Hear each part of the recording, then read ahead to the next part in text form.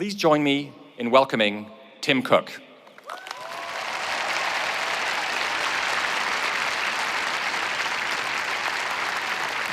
Thank you, thank you. Good morning, class of 2019. Thank you, President Tessier-Levine, for that very generous introduction. I'll do my best to earn it. Before I begin, I want to recognize everyone whose hard work made this celebration possible, including the groundskeepers, ushers, volunteers, and crew. Thank you.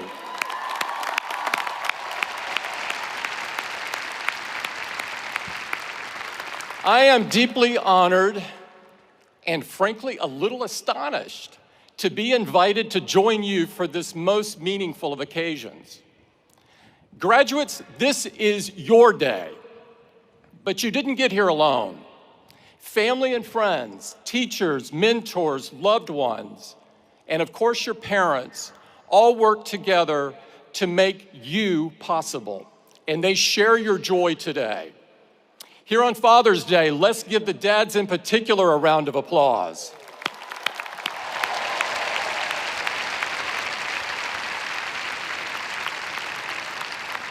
Stanford is near to my heart, not least because I live just a mile and a half from here. Of course, if my accent hasn't given it away, for the first part of my life, I had to admire this place from a distance. I went to school on the other side of the country at Auburn University in the heart of landlocked eastern Alabama. You may not know this, but I was on the sailing team all 4 years. It wasn't easy. Back then, the closest marina was a 3-hour drive. For practice, most of the time, we had to wait for a heavy rainstorm to flood the football field. And tying knots is hard. Who knew? Yet somehow, against all odds, we managed to beat Stanford every time. We must have gotten lucky with the wind. Kidding aside, I know the real reason I'm here, and I don't take it lightly. Stanford and Silicon Valley's roots are woven together. We're part of the same ecosystem. It was true when Steve stood on the stage 14 years ago. It's true today, and presumably, it'll be true for a while longer still. The past few decades have lifted us together. But today, we gather at a moment that demands some reflection.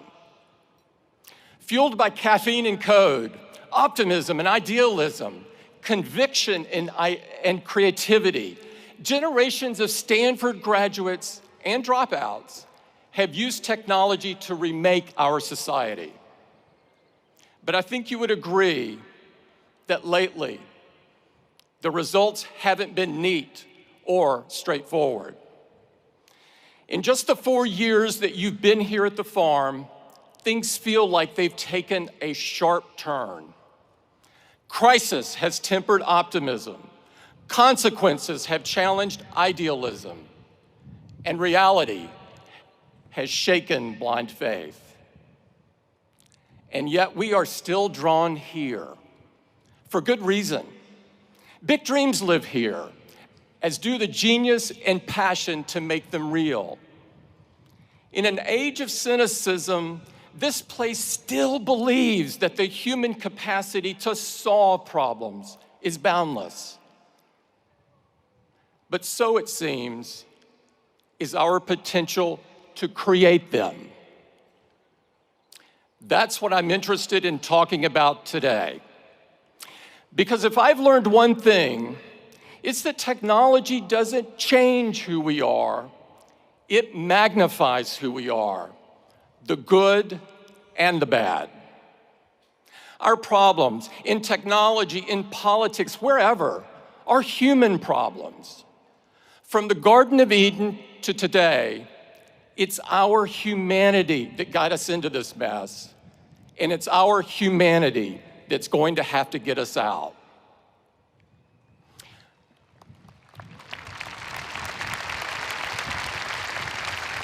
First things first, here's a plain fact.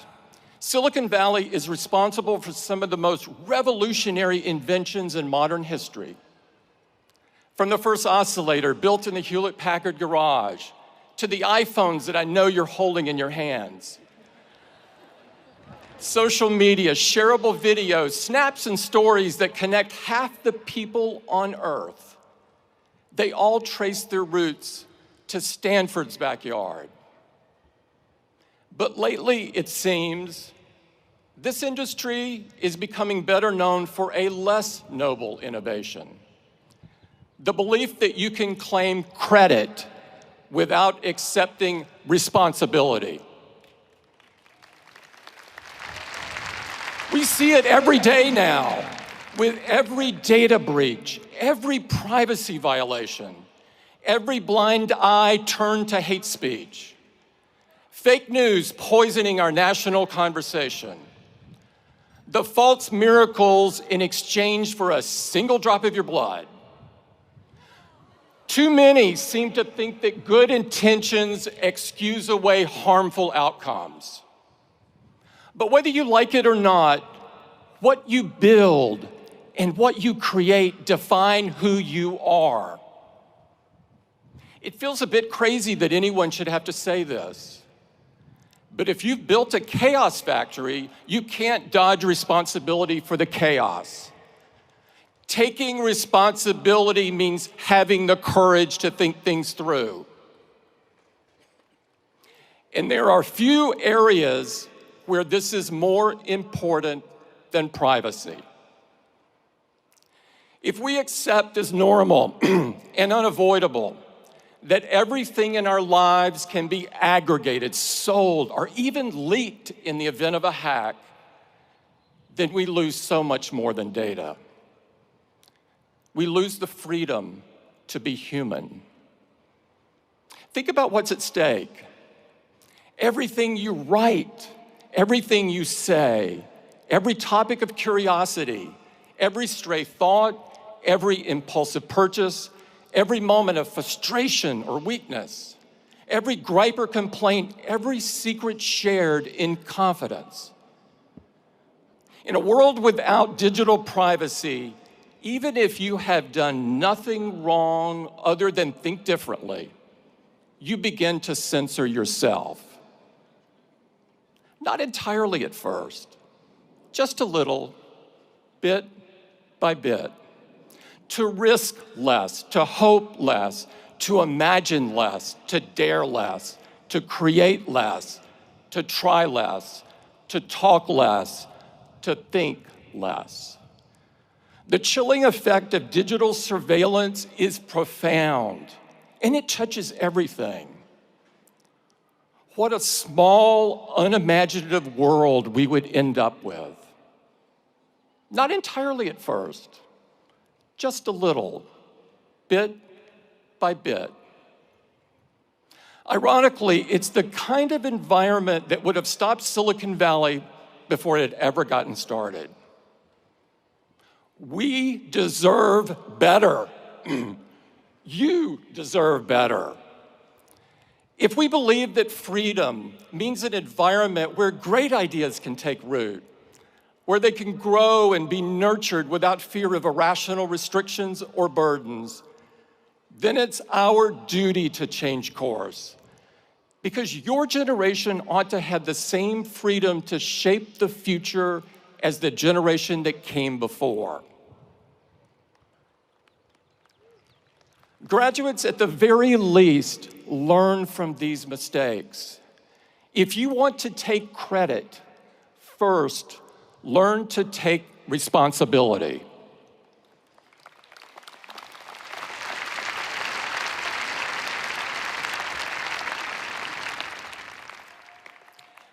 Now, a lot of you, the vast majority, won't find yourselves in tech at all. That's as it should be.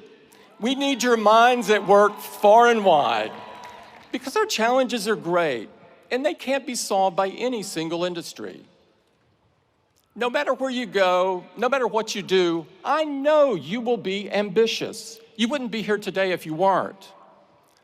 Match that ambition with humility, a humility of purpose. That doesn't mean being tamer, being smaller, being less in what you do. It's the opposite. It's about serving something greater. The author Madeleine L'Engle wrote, "Humility is throwing oneself away in complete concentration on something or someone else." In other words, whatever you do with your life, be a builder. You don't have to start from scratch to build something monumental. And conversely, the best founders, the ones whose creations last and whose reputations grow rather than shrink with passing time, they spend most of their time building piece by piece. Builders are comfortable in the belief that their life's work will one day be bigger than them, bigger than any one person. They're mindful that its effects will span generations. That's not an accident. In a way, it's the whole point. In a few days, we will mark the 50th anniversary of the riots at Stonewall. When the patrons of the Stonewall Inn showed up that night, people of all races, gay and transgender, young and old, they had no idea what history had in store for them. It would have seemed foolish to dream it. When the door was busted open by police, it was not the knock of opportunity or the call of destiny. It was just another instance of the world telling them that they ought to feel worthless for being different. But the group gathered there felt something strengthen in them, a conviction that they deserved something better than the shadows and better than oblivion. And that if it wasn't going to be given, then they were going to have to build it themselves.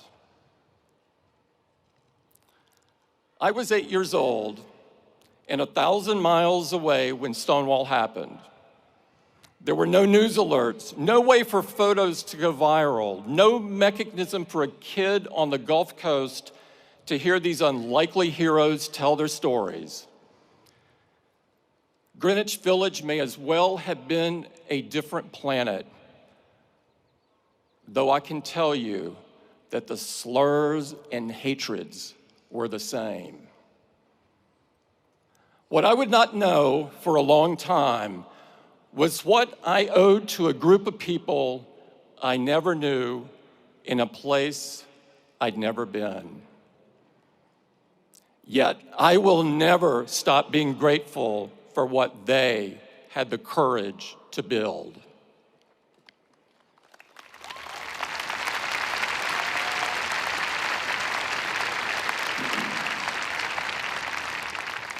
Graduates, being a builder is about believing that you cannot possibly be the greatest cause on this earth because you aren't built to last. It's about making peace with the fact that you won't be here for the end of the story. That brings me to my last bit of advice.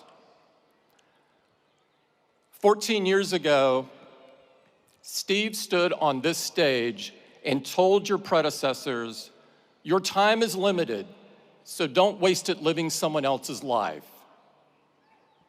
Here's my corollary. Your mentors may leave you prepared, but they can't leave you ready. When Steve got sick, I had hardwired my thinking to the belief that he would get better. I not only thought he would hold on, I was convinced down to my core that he'd still be guiding Apple long after I, myself, was gone. Then one day, he called me over to his house and told me that it wasn't going to be that way. Even then, I was convinced he would stay on as chairman, that he would step back from the day-to-day but always be there as a sounding board. But there was no reason to believe that. I never should have thought it. The facts were all there. And when he was gone, truly gone, I learned the real, visceral difference between preparation and readiness. It was the loneliest I've ever felt in my life, by an order of magnitude. It was one of those moments where you can be surrounded by people, yet you don't really see, hear, or feel them. But I could sense their expectations. When the dust settled, all I knew was that I was going to have to be the best version of myself that I could be. I knew that if you got out of bed every morning and set your watch by what other people expect or demand, it'd drive you crazy. So what was true then is true now. Don't waste your time living someone else's life. Don't try to emulate the people who came before you to the exclusion of everything else, contorting into a shape that doesn't fit. It takes too much mental effort that should be dedicated to creating and building. You'll waste precious time trying to rewire your every thought, and in the meantime, you won't be fooling anybody. Graduates, the fact is, when your time comes, and it will, you'll never be ready. But you're not supposed to be. Find the hope in the unexpected. Find the courage in the challenge. Find your vision on the solitary road. Don't get distracted. There are too many people who want credit without responsibility. Too many who show up for the ribbon cutting without building anything worth a damn. Be different. Leave something worthy. And always remember that you can't take it with you. You're going to have to pass it on. Thank you very much, and congratulations to the class of 2019.